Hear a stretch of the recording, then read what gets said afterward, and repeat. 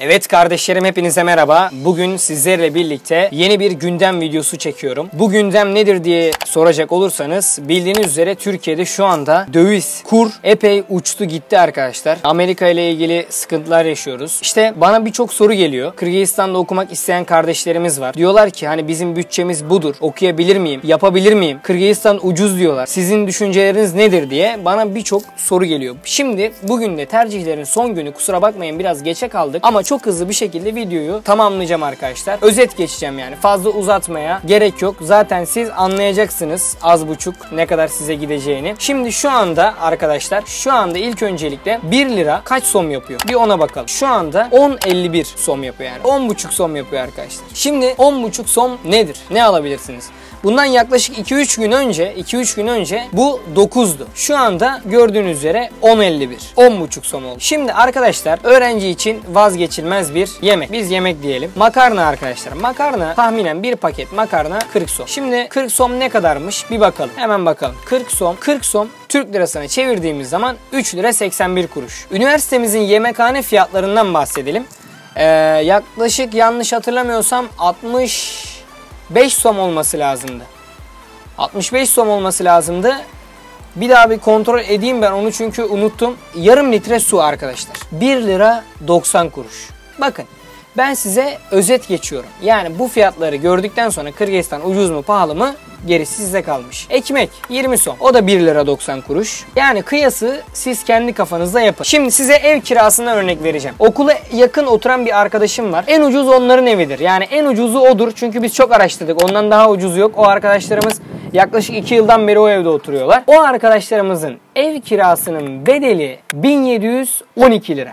Şu anki kura göre kardeşlerim. 3+1 ev. 1712 lira. Tabi bu onlar 2 yıl önce oturmaya başladığı için ve hala kiralarını ödediği için indirimde. Yani normal bu 3+1 evlerin fiyatları 24.000 som civarından başlar. O da 2283 Türk lirası yapıyor kardeşlerim. Şimdi gelelim yurt fiyatlarına. Yıllık yurt fiyatları neymiş? Hemen bakın, çok kısa bir şekilde ben size özet geçiyorum. Kırgızistan ekonomisi şu anda nasıl? Lirayla. A blok, yani A blok yeni yurt. B ve C blok ise eski yurt. Siz eski yurda gideceksiniz. Çünkü ilk gelen öğrenciler kaynaşma adına Kırgız kardeşlerimize eski yurda gidiyorlar. Ama ben size yine yeni yurt bazında hesaplayayım. 1450 som normal 1 yıllık ücret, 2500 som da depozito. Yani 16.250, 1546. Arkadaşlar bu fiyatlar eski dönemde taksitle veriliyordu. İlk 6 ay, son 6 ay veriliyordu. Ama yeni gelen düzenlemeye göre yurda girdiğiniz, kayıt yaptığınız anda 1582 lirayı vereceksiniz. Taksit, maksit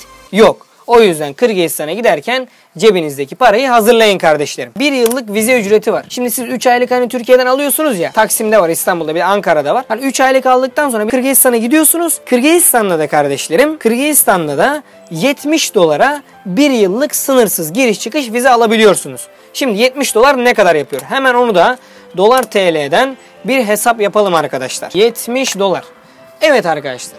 Yani Kırgızistan'a gittiniz, hemen zaten 3 gün içerisinde vizeye vereceksiniz. 70 dolar 461 lira şu anki kura göre. 1582 lira da yurda verdin. Cepten, ha, nakit. Taksit maksit yok arkadaşlar. Onu ben size söyleyeyim kesin. Peşin onları belirtelim. Evet, Manas Üniversitesi eğitim noktasında ben çok memnunum. Hiçbir sıkıntı çekmiyorum. Gerçekten harika. Ama ekonomik durumdan bahsedersek veriler ortadadır kardeşlerim. Ben herhangi bir yorum yapmayacağım.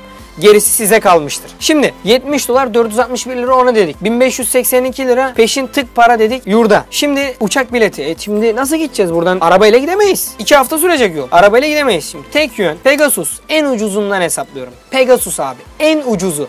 TH ile kıyaslarsak işin içinden çıkamayız.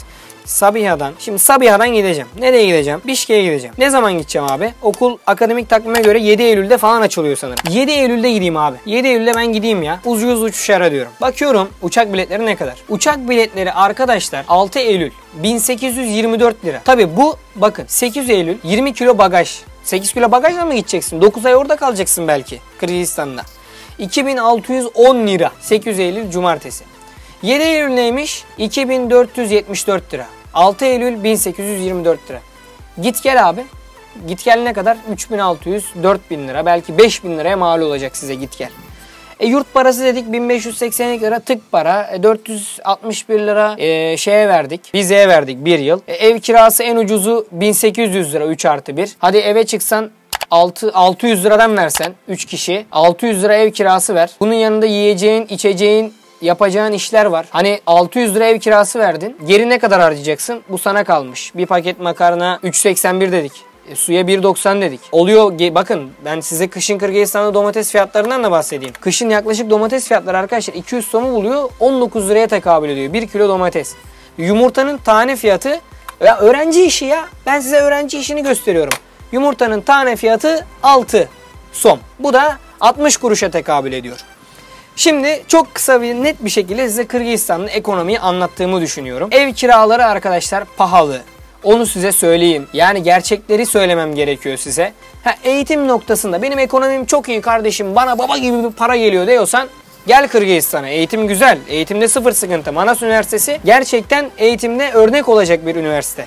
Ama diyorsun ki ben ekonomik yönden sıkıntıdayım. Abi olamaz abi, bana 1000 lira zor para geliyor abi dersen kardeşim, ben yürekten ve beyinen mantıken sana yorum yapacak olursam gelme derim. Çünkü ekonomi açısından şu anda Kırgızistan tercih edilecek bir yer değil. Bunu sizlere söylüyorum kardeşlerim. Kanalıma abone olmayı unutmayın. Videoya da beğeni atmayı unutmayın diyorum. Ve 5 Eylül'de Kırgızistan'da sizlerle görüşmek üzere diyorum. Kendinize iyi bakın, sağlıcakla kalın.